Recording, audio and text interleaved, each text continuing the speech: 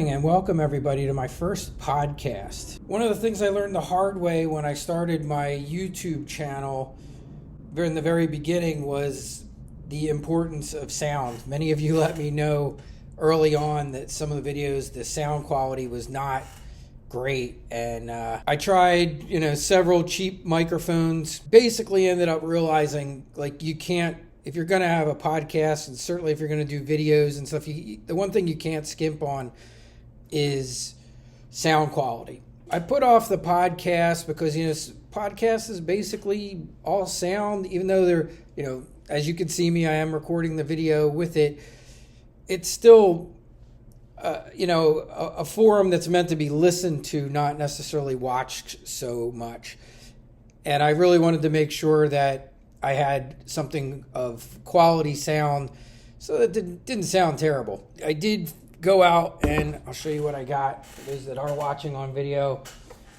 I did break down, I got one of these. This is a Shure MV7 Plus podcast kit, and we'll see how this goes. So hopefully this does pretty well. I did have a microphone before from years ago, and I was never happy with the quality. It just didn't sound great. So that's how we got to the new microphone finally, and decided to go ahead and do the podcast. Now that we have that out of the way, my goal here is to dive into topics a little more broadly and cover some subjects that fit better into a podcast format rather than demo videos or me showing how I'm sharpening something or how to convert something. Because there's a lot of things that we can get into for those of you out there that want to have sharpening businesses or laser engraving businesses that I think are worth hearing, but I think just fit better in this type of format of a podcast as opposed to videos, which tend to be very, topic oriented, and you want to kind of stay on that topic and not be all over the place. So that's kind of the goal here today. So what I'm looking to get into today, let's first talk about entering the sharpening market. So you're brand new, you want to have a sharpening business, you want to enter the marketplace. How do you do that? What's the smart way to go about entering that marketplace? And what's some things that I think are not a great way to enter the marketplace? When I first entered the sharpening market, the first thing I did was I looked to see, who was the local competition? Who was going to be my competitors out there? What were they charging? What kind of services were they offering? How would my pricing compare to their pricing? Where did I want to enter the market in pricing? When I looked at that community, I did research online.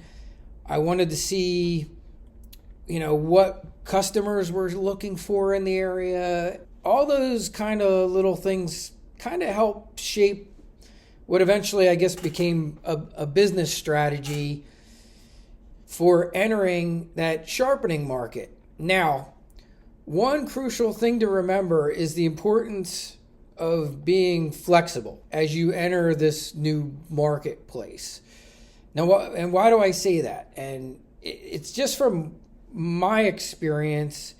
When I entered the marketplace, what I initially thought my business was going to be, it ended up being actually quite different in the end. And now that we're a few years down the road, it's significantly different. So you want to think about, who are your clients going to be? Are your clients going to be restaurants? Are your clients going to be salons and hair sharpening and scissors? Are your clients going to be predominantly residential customers with their home knives? And when I entered the market, my initial thought, and a lot of it came from a book that I read by Kyle Kaplan, I thought I was going to drive to my customers, collect their knives, bring them back, sharpen them, And I quickly found out that that was not the right fit for me. Like, really quickly found out. I hated the time I was spending on the road traveling to different locations. I really despised the time that was wasted when I was focusing on restaurants. Now, when we think about restaurants, right, a lot of us think it's a steady supply of work, right? They're going to need knives sharpened on a pretty regular basis. And that may be a great clientele for some people. And it might be for you. So the other thing I always like to remind everybody is you don't have to mimic what I do exactly. What might work for me may not work in your area. And that's why doing your research, finding out what you want to do as a sharpener and how you want your business to be is really important. And the sooner you find that out, the quicker you will be able to narrow down and focus your business on exactly you want that to be. But for me, like I said, I found out pretty quickly I didn't like the time spent traveling. I really despised waiting for managers to come cut me a check at the restaurants, and it always seemed to be, so the manager's not in yet, he'll be in a half hour. So I just found myself, I'm wasting time dealing with these restaurants, and I had so many residential customers back at my house that I still had knives to sharpen, that over time what worked best for me was I realized, you know what, I'm not doing this. I let my restaurant customers kind of fade out, and I focused more on residential work and people that were willing to come to me and drop the knives off to me. And that kept me from having to drive around, deal with the ridiculous amounts of traffic that are here in the Northern Virginia area. And I was able to not see actually any dip in my business at all. In fact, I started making even more money because I wasn't wasting time going out there and having to collect knives and try and drum up more business that way. Now, like I said, that's not a bad model, though. For some people, and depending where you're at, it could be an excellent model. If you don't have lots and lots of people that are willing to come to you, you might need to go to your clientele. You might want to do that and be the person that consistently, once a month goes in and swaps knives out for that local restaurant. That might be a fantastic source of consistent revenue for you.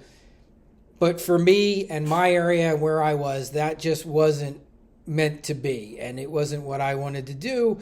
And once I moved on from that strategy, things just got even better for me, and that was what I did. Now, keep in mind, there's lots of ways to sharpen. So, what might be appealing to you might be mobile sharpening. Maybe you want to be working out of a van that you customize. Maybe you want to go to farmers markets and different craft shows and things like that and set up and just sharpen and be on the go. I mean, I think it would be a really cool idea if my wife was retired. I think that would be a cool way to travel, to have a maybe a really cool Aerostream set up with a sharpening area in it and just travel the country and go to different, markets and outside things and farmers markets and see the world and sharpen knives along the way. And you could do well, it's definitely a market. So keep that in mind. Like, think a lot about what is it and how exactly do you want your business to be? And that's a really important thing to focus on in the beginning. And the sooner you narrow that down, you will, be able to focus on all the other stuff. So now let's talk about pricing.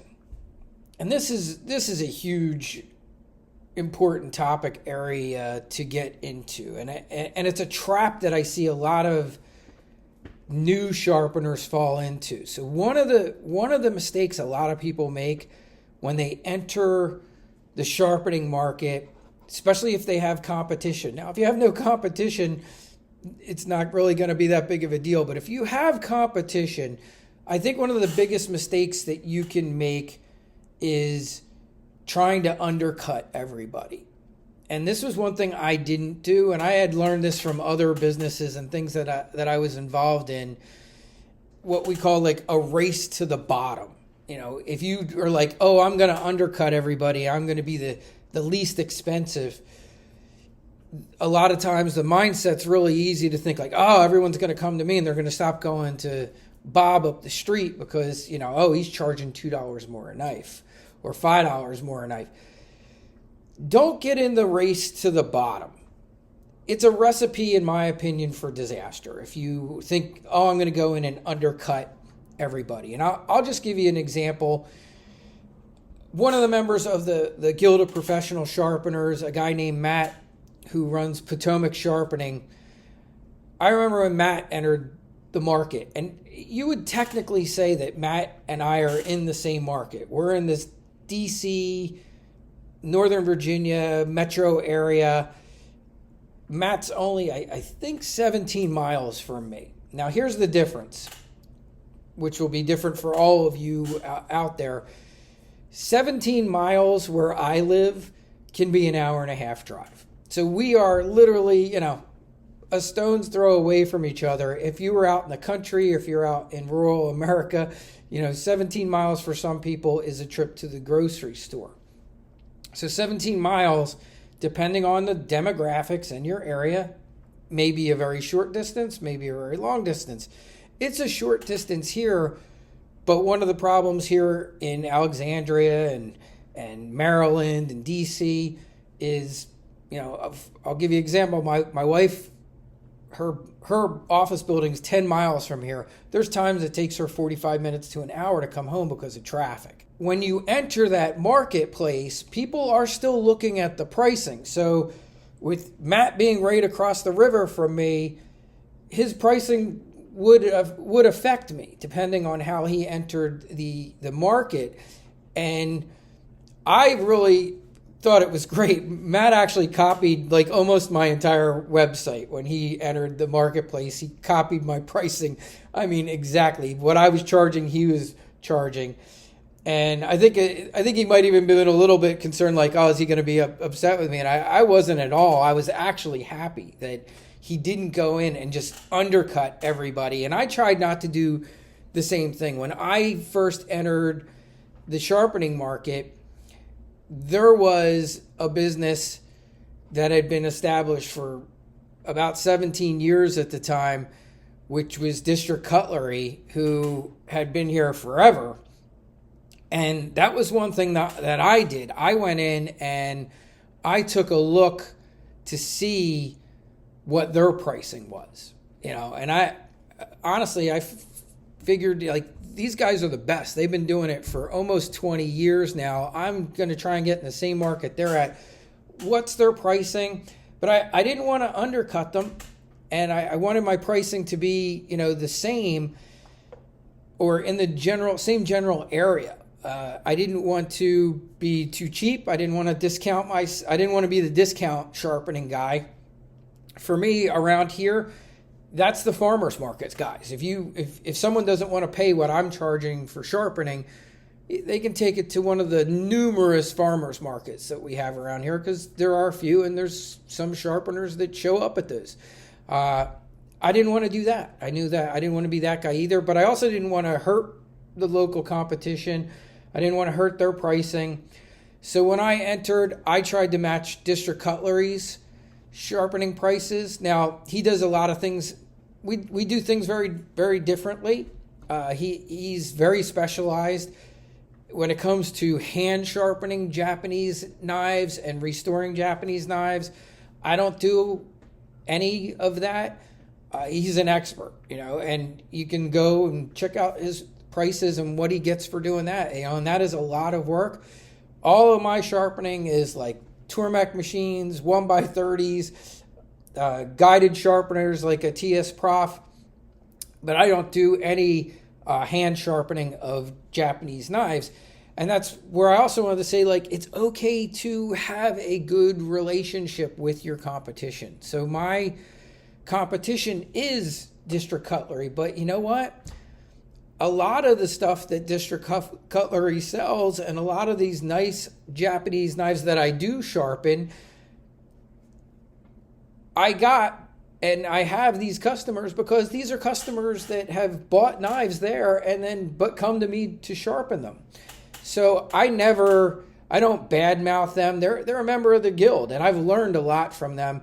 But it was kind of funny to me, and this was a real eye-opener too when I first got into the market. You know, I didn't want to have bad relations with anybody around me. I wanted to know, you know, what everybody did, how they did them. How could I separate myself from District Cutlery and other sharpeners in the area? The one thing that was really different between me and District Cutlery was they sold knives. I have no inventory. I don't sell knives. I didn't even want to sell knives. I had no interest in selling anything at the time other than my services. I still run my business that way. I am a service-oriented business. So I focused on that. I wanted to have a knife sharpening service. When I was in my old shop, which you guys have saw was a one-car garage, I couldn't have sold knives even if I wanted to. I had no room for inventory, display cases, any of that kind of stuff. My location was good for people finding me, but it certainly wasn't a location that would have been good for people to come in and buy knives. The other thing for me that was different than District Cutlery, who has employees and is an actual brick and mortar store, I didn't want that.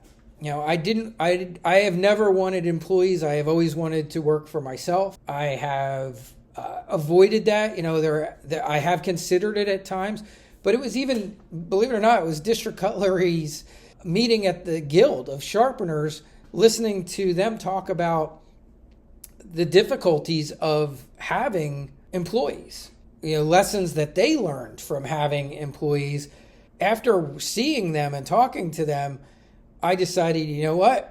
I'm not going down that road at all. I don't want employees. I'll find a way to regulate the amount of work, and I'll explain to you guys how I did do that in the end.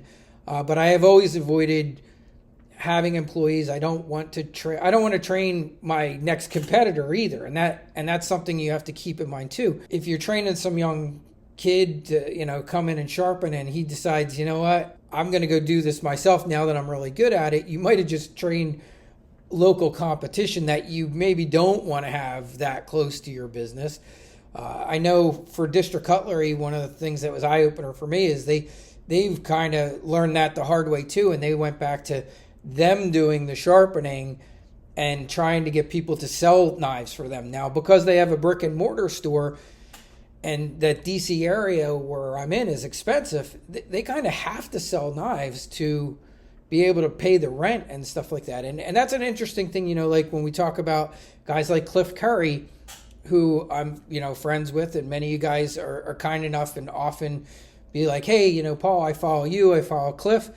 Cliff and I have very different business models to some extent. You know, Cliff's done the mobile thing for a long time. So if you go back and you watch Cliff's early videos, he did a lot of farmers market things, and that's one thing I love about my business. And one of these things I want to get into in the podcast is, you know, talking about how I went from being a police officer, where you kind of, you know, see people at their worst. You talk to people when you're on the job and stuff, but, you know, it's not, you know, you're not making friends and finding out about your clients that you're serving when you're a cop so much, because pretty much when people are calling you, it's usually not the greatest situations going on in their lives. And that's been one of the really enjoyable things for me when I got into the knife sharpening, and is meeting my clients. I love talking to the vets that come in, and they, you know, I got a lot of law enforcement that come in and see me. I love seeing these guys and talking to them and being able to talk about things in an environment that's conducive to that and learning them. And I wanted to differentiate myself from the other sharpeners in the area. I focused very much on customer service, having a fantastic reputation of being an excellent sharpener, like right out of the gates. I truly wanted to be known as the best knife sharpener. Like that's what I wanted. That was my goal. People are like, wow, like best knife sharpening service in Alexandria, Virginia, DC area, metro area. That was my goal. So I set out for 5-star reviews and to be that guy. So if it meant, sometimes doing a little bit extra for my clients, do I do that? I do, and that was what I wanted to be. I didn't want to be the market sharpener. I didn't want to be the restaurant sharpener.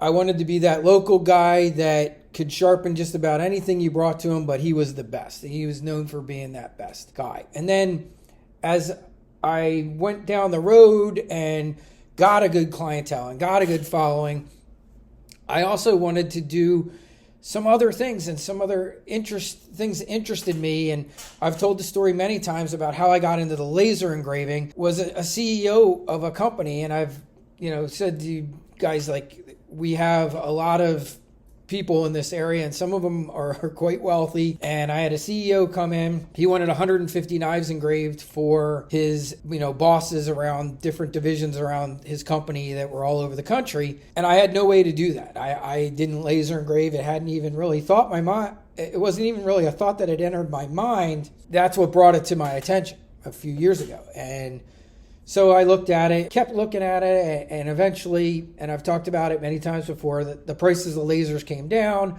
their abilities went up, and I jumped in and got into the laser engraving.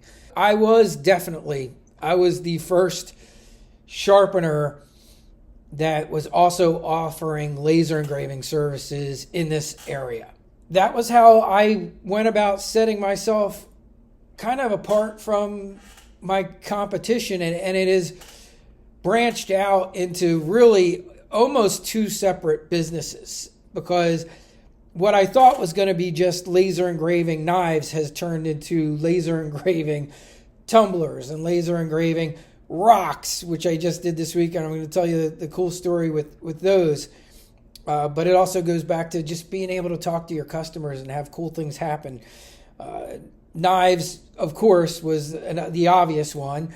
Cutting boards, coasters. I mean, and every week it's different things and new things. Some of them have been for just advertising my business. I do all my business cards that way now. They're laser engraved business cards. I do it as gifts and thank yous for people. It's been a fun way to have two businesses that complement each other, grow, and it was one of those things that kind of separated me from the others in the industry. Now, keep in mind too, people are going to copy what you do. I recently noticed that one of my top competitors out there is offering laser engraving. Did I get upset about it? Did I get mad about it? No, not at all, because it's also a competitor that isn't that close to me. To kind of hit on this point a little bit, one thing I laughed about, when I entered, I was so concerned, like, am I going to hurt District Cutlery? I didn't want to hurt anybody's business, because also I'm a retired police officer with a pension. So I did this because I wanted something to do. I wanted extra money to make, but I didn't want to have employees, and I certainly didn't want to hurt any other small businesses. So I wanted to get along with everybody and them do well, me do well. I remember the first time at the Guild of Professional Sharpeners when the guys from District Cutlery were there. They didn't even know I existed, and I had been sharpening now for 3 years, had a lot of customers. I had a very well-established sharpening business, and he was like, You're where? You're in Alexandria, Virginia? We're literally like 9 miles apart from each other, and he didn't even know I existed. So obviously, the great thing about that was it showed me that the potential for sharpening in this area was just wide open. We had enough business that I'd been in business for 3 years, and he didn't even, obviously didn't even know I was there. Wasn't going online saying like, why are we not getting enough sharpening business? He wasn't doing that, and then saw like, oh, this guy opened up right across the river from me. So that was kind of cool. I was kind of happy to see that, like, hey, you know, I didn't hurt the competition around here. A lot of times competition is good, you know, and I recommend them all the time now. And when people ask me like, hey, Paul, you know, can you recommend a great Japanese knife, or where can I get a good Japanese knife, or where, you know, I send them to District Cutlery because these guys are experts in it. They are absolute experts when it comes to Japanese knives. They have gone over to Japan. They have established relationships with people, and they bring in beautiful, high quality Japanese knives. If I had to buy a Japanese knife, that's where I'd go. I would be going over to District, Cutlery to get a Japanese knife. So that's where I send them. Now, and I do have some other relationships too. So when it comes to, I've mentioned before the hardware store that I have a great relationship with. It's a mile up the road. They are a Wüsthof dealer. So if people are looking for German cutlery or Wüsthof knives, that's where I send them. Because I don't keep them in here. I recently did some carving knives that a lady wanted engraved. She said, where can I get a nice carving knife? I sent her to my local hardware store who recommends me. They told her, he can engrave the knife for you. So that she bought the knife there and brought it here to be engraved, which I think is great. So we're all benefiting that way. So all of these local places benefit. And so it's okay to have a good relationship with them. When I entered the market, there was only one person that was upset with me. There was a sharpener that's about 3 miles from me, and he was definitely not happy, and we kind of knew each other from next door. I was a little naive at the time when I first started and was getting ready to open my business. He had opened a group on Nextdoor that was basically said like it was like a sharpeners like club. I thought it was other people interested in sharpening like I was at the time, so I joined up. What I didn't realize at the time was it was really a way for him to get he didn't want to pay Nextdoor for advertising his business, which I kind of thought was a little silly, because Nextdoor is one of the most affordable ways to advertise a local business. Like, I did do some advertising on there in the beginning. I didn't have to for long, but it cost me like $20 to go out to thousands of people in a it's an interesting way to advertise because you can focus on zip codes, and I was able to focus on my immediate area. And I haven't done any paid advertising in years. I'll tell you right now, I do. The only thing I keep up to date is my Google business listing. That's where I get 99% of my customers come from there, and word of mouth. In the beginning, it doesn't hurt if if you're just first getting started and nobody knows your website, no one knows anything. It's not bad to do a little bit of paid advertising. And I did do a little bit on Yelp, and I did a little bit on Nextdoor, but eventually I was able to stop doing that.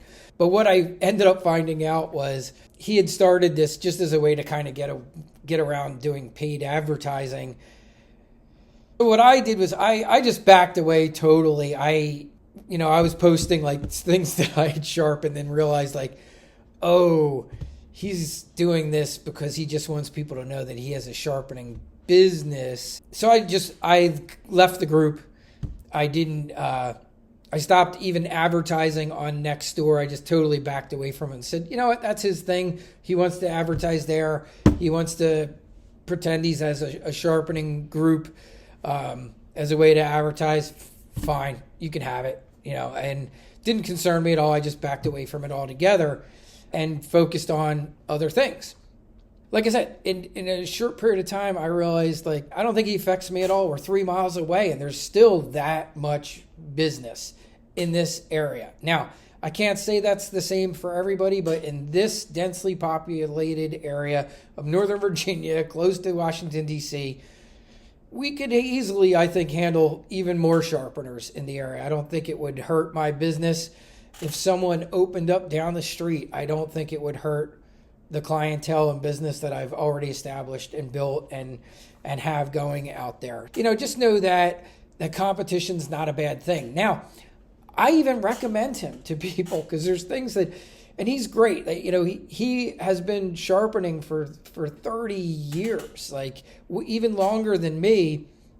But he does a lot of knife building and making things. He's very good at making custom handles and things like that. I'm so busy with sharpening and laser engraving that when people come in and want a handle put on a knife, which I was doing for a while, I pretty much send them to my competitor up the road and let him have that because I don't need it. And hopefully that's a way that we still manage to have positive relations. I don't think he's ever sent anybody to me, but I have sent several people to him with stuff that I know that he does just from having followed him for years. I also don't like sharpening swords. I don't I don't do paper cutters, and I know he does paper cutters. And so when people call me and they have a paper cutter or certain things that I know that he does, I send them to him. And it hasn't hurt my business at all. In fact, many of those customers thank me.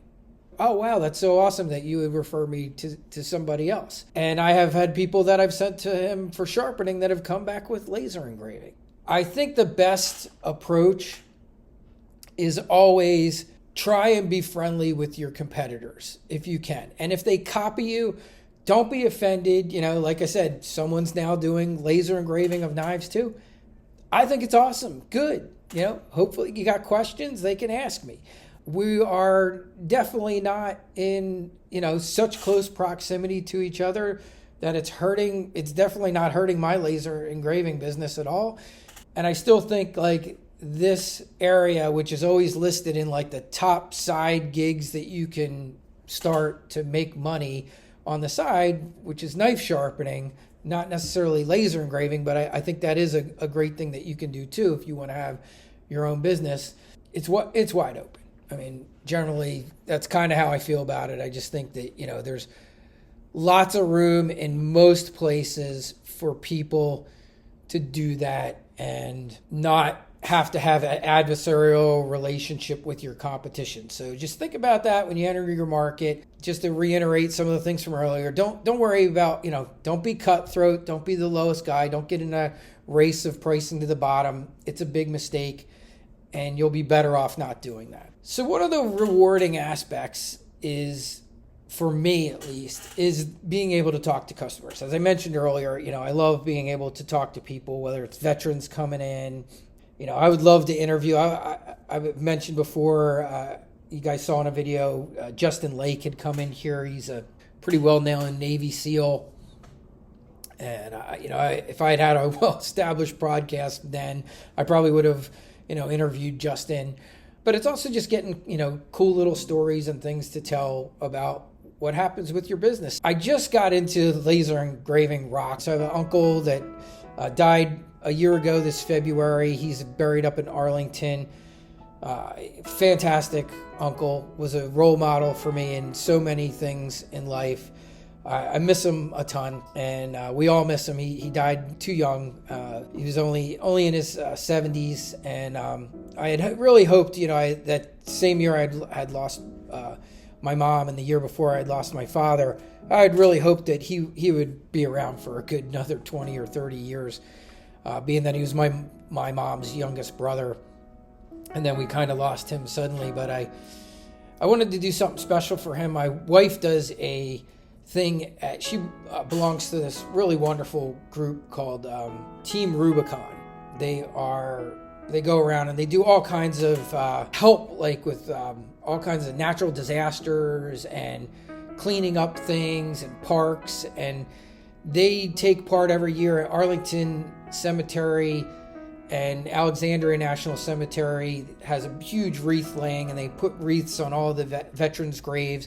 My wife does that every year, and because she's with Team Rubicon, she goes and she actually helps hand out the wreaths. Since my uncle had just been buried there, she wanted to put his wreath down, and I wanted to do something special, so I made some of these laser engraved rocks to put on top of his headstone out there.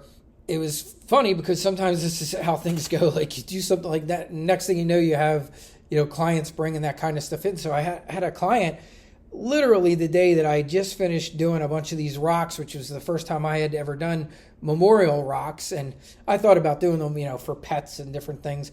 A client that had come in for knife sharpening before sent me a text message and said, "Hey, Paul, can you laser engrave a rock?" I said, "It's funny, you bring it up. I actually just started doing it. And I did a couple for a family thing. And yes, I can. It sometimes depends on the rock. I don't know exactly how it's going to come out. And I've had a couple that failed, but, it's possible." So he sent me a picture of it. And I had a few concerns because it was like this river rock, which have worked well, but I've had some that also didn't engrave all that well. I'll give it a shot if you want me to. And we discussed it, and he came in, he dropped off the rocks. I did them. They came out great. I'll show you the picture. But then when he came back, I was like, he didn't tell me the story. He had like names, date of birth, other names that were in Japanese on the back of the rock. And I was like, and they weren't Japanese kanji, but they were just Japanese names. And I was like, I got to get the story behind this. Like, I'd just done some memorial rocks, which were kind of a sad reason, but I'm like, this got to be a cool story. So he came in, and he was actually just here today to pick up the rock, and he was thrilled with it. And I was like, okay, you got to tell me what's the story of the rock? Because the one thing I said, well, we could make a cool laser engraved case or something to put the rock in. And he's like, no, that's not going to work. It's got to be on the rock, was one thing he told me when he dropped it off, but he still hadn't given me the reason why. So I found out today that they were in Japan for a while. And his wife, I don't remember exactly if it was when she was getting ready to conceive children or if she was already pregnant at the time, but there's an island where people visit in Japan, and you take a rock from there. If you're pregnant or soon to be having babies or trying to conceive a child, and if you have a healthy child, you're supposed to go return there, and you write the name of the kids that you had that were healthy and everything on the rock, and you leave it there. So they were going to be returning to Japan, and they wanted to leave the names of the children on the rock. And she actually had twins. So she had healthy twins. Everything worked out great, and that's what they wanted to do. And he said, a lot of people just write it on with a Sharpie or paint it on. And he wanted to do something a little bit more special, so he wanted to see if it could be laser engraved. And that's how the laser engraving of the baby's names and date of birth on the rock came about. And I just thought that was just a cool story. And it's, one of those things that I love about being able to talk to my clients when they come in, as opposed to, like I mentioned earlier, my years as a cop, where, you're not going to get a story like that when somebody called you because someone broke into their car in their driveway. I just wanted to share that with you, and I thought that was a cool way to talk about the laser engraving, and one of the cool things that I didn't expect to come about, but there's just a lot of cool little stories like that. And a lot of times it's the stories I get from the Army unit guys that, are putting something special on a knife or one of their unit engravings or badges and different things. That's it for now. I hope you guys liked this first podcast. I want to wrap things up here. I just want to say, be flexible in your approach to starting your sharpening business. Keep in mind that, as you saw with me, what I started out doing ended up being something very different a couple years down the road. If you do that, you will be fine. And I think it's a wide open industry. I think it's a great way to make extra money on the side. If there are guys that do it full time. Like I said, a lot of times I'll see posts too from guys that are like, I don't think I can make a living doing this. Yeah, you can. Look at Cliff Curry with a storefront, and look at, other people out there that have, you might need a brick and mortar store. You might need clients and customers. And I'll just touch on this on the way out of this podcast. If I wanted to do that, I would probably, if I wanted to have a lot more money, I probably would hire a kid to go to the local restaurants and collect the knives for me. And I just wouldn't be the one wasting the time waiting for the checks and collecting the knives. Could I do that? Absolutely. So there's always a way to broaden and to expand, keeping in the boundaries of what you want to do. That's it. Please like and subscribe, share the podcast if you like it. Hopefully it comes out well. Share it with others in the industry. I will have another one coming out soon. I hope this wasn't too terrible. I hope you all got something out of it. All right, so in ending the podcast, I just want to say thank you again for joining me. Please like the ALX Sharpen podcast, and if you found the episode to be valuable, please subscribe it and share it with others that might be interested in sharpening or that are in the sharpening industry. If you have ideas, I'm welcome to hear what other things you might like to hear podcasts on. Keep in mind, try and think of things that will work well in the podcast format that may not necessarily be something that you need to see me doing in the video long form format that I do with the other stuff.